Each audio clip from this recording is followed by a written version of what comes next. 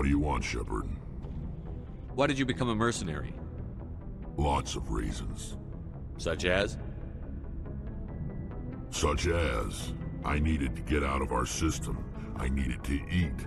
I needed to survive. Why not stay and help your people? I tried to help. That's why I had to leave. What happened? I was betrayed. I was head of a small tribe. We were trying to restore order after the war, but the other tribes were against us. They followed Jared, one of the few warlords who survived the war with the Turians. But he was old, and so were his ideas. He wanted to continue the war. He wanted us to fight. Turians, Solarians, each other. It didn't matter who, as long as we were fighting. What did you want? I just wanted Jared to shut up, to stop his ranting.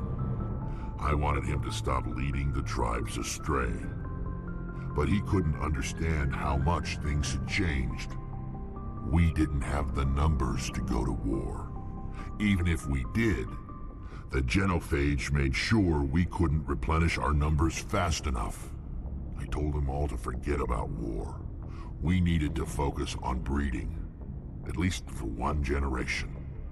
And for a while, we were getting through. Some of the tribes started coming around. I take it the warlord didn't appreciate that. No, he didn't. He arranged a crush with the tribes, a meeting on neutral ground. He wanted to talk. We met at the Hollows, near the graves of our ancestors. The skulls of our dead laid bare to remind us where we come from and where we all go. It's as sacred as any Krogan place can be. Violence is forbidden. It sounds like a trap to me. You must have suspected as much. I did. But when your father invites you to a crush, well, there are some laws that even we hold sacred. Jared was your father? He was, until that day. We talked, but we didn't get anywhere. When it was clear that I wouldn't join him, he gave the signal. His men leapt from the graves of our ancestors like Krogan undead. The few that were loyal to me died quickly. I escaped with my life, but not before I sank my dagger deep into my father's chest. That is why I left, and that's why I'll never go back. You must have family other than your father. Don't you miss them? You trying to make me cry, Shepard? I've got some unfinished business with my family, but that's all. What kind of business? Before I left, I made an oath to my father's father. I swore to recover my family's battle armor. It was taken from him after the uprising. Who has it? Originally, it was taken by the Turian military. We weren't allowed armor or weapons after the war. Now, it's in the hands of Taun Actus, a Turian scum who collects relics from the war. He's made millions selling Krogan artifacts that were stolen from my people. He's got several bases where he stores his goods, all fortified and guarded. I just don't know which base has my family's armor. Just tell me where to start looking. I'll upload the data to your nav system. But Commander, I want to be there when you find him. So long, Rex. Shepard. Oh, before I go, you said you're serving with Commander Shepard now? We saw him on the news here. He's cute. Later, sis. Tell me you didn't hear that. Your sister, I assume? Until I get home and kill her. That's Sarah, the youngest. Surprised to see you here, sir. Thought you'd be chatting up what's-her-name? T'Soni? Liara? Why would you think that? Scuttlebutt says you got a bit of a thing for her. I could understand why. The crew's off limits with the regs against fraternization. And at least she looks like a woman. You think I'm interested in Liara because she's the only one I'm allowed to date? So you are interested in her. Of course, it could be politics. Alien diplomat's daughter, us under orders to make nice with the bug-eyed monsters. What's up? You didn't come by to eavesdrop on Family Mail. Your family seems to be important to you. Yeah, we've always been close. Me and my sisters especially. With Dad on duty so much, I had to help Mom raise them. Did your father serve with the fleet? Yeah, took any crap posting he could get that offered space time. You know what? He worked his ass off trying to get recognized, but he never made it above serviceman 3rd class. He was real proud when I met Chief. First thing he did was salute. What about your mother? You haven't mentioned her. You must know what military wives are like. Strong because they have to be, able to raise kids while Dad's away on a 6-month cruise. She has a degree in planetary geology. She and Dad both wanted to see new worlds. She gave up her career to raise us, though. You have more than one sister? Sounds like a big family. Yeah, I'm the oldest, then Abby, then Lynn. Sarah's the youngest. She's still in high school. With 4 girls, Dad used to say he felt more outnumbered at home than on maneuvers. Where did you grow up? All over. Same as you, I expect. We transferred a half a dozen times before I finished grade school. You go where personnel command sends you, right? I guess that's why I'm so tight with my sisters. We'd have to leave all our friends every 2 or 3 years. I was an only child, but I get the idea. At least one of my parents was always on duty. Yeah, military families, eh? With schedules like that, it's a wonder we ever have kids anymore. Things were tense between Sarah and me for a while. Then we bonded. Sounds like a story. Feel like sharing? Sarah got herself a boyfriend who wanted to go faster than she did, Mike. I didn't think he was a bad kid, just pushy. Lynn would send me these worried vidmails, and I'd tell her to relax.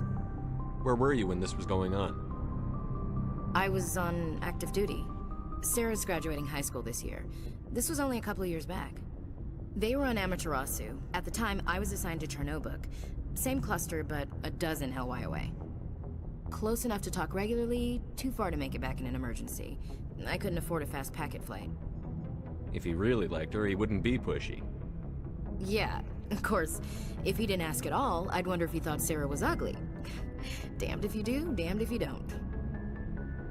Mike thought they'd go for a romantic walk in the woods, because he figured it was past time they did the deed. She levered Mike face first into a tree and left. Didn't have a scratch on her. Good thing Mom and Dad had us all learn some kind of self-defense. I took emergency leave and walked Sarah to school for a few days. Why didn't you tell the police? She said it wouldn't solve the real problem, and she and Mike would both become household names. It was a small colony. I said it was her call to make, that we should let her do it her way. Mom was pretty pissed about that. You said all of your sisters learned self-defense? Lynn did pistol practice, but didn't like it. She's kind of nervous. Sarah took Aikido. Abby decided to learn the sword. She always was a little weird. Likes big skirts and tops you have to tie her into. They do great things to her figure, though. So, what did you learn?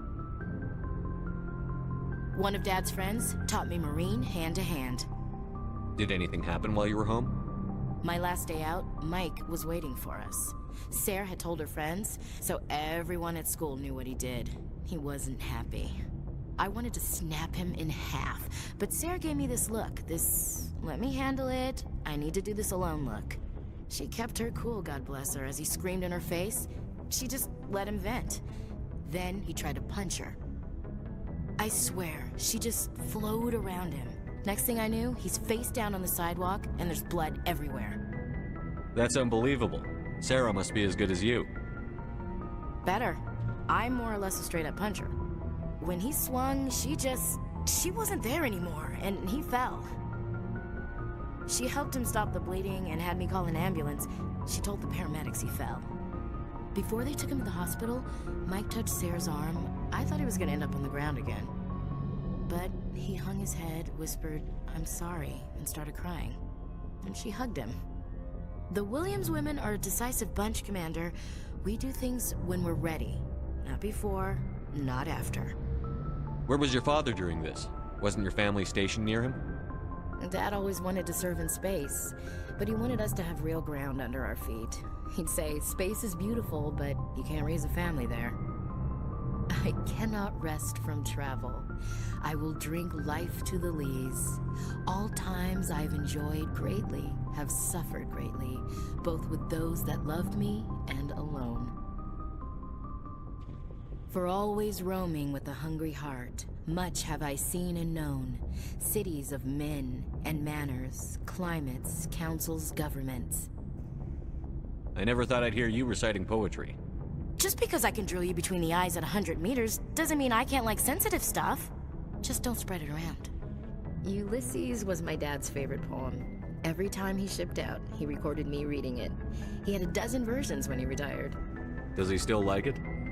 I sure hope so. I read it to his grave every time I go home. Dad passed on a few years back. He's probably still watching, though. So behave. You mean from wherever we go after death? Dead on, Skipper. He's with God now. That's not a problem with you, is it? That I believe in God? Everyone has the right to believe what they want. Says so in the Alliance Charter. Only with fancier words. I'm glad you're open-minded about it. I've met a few people who are really weirded out by my faith. Because I work in space, I can't believe in a higher power? Jeez. Hello, have you people looked out the window? How can you look at this galaxy and not believe in something? I should get back to my duties. Didn't mean to take up so much of your time. We'll talk later, Williams. Looking forward to it, Skipper.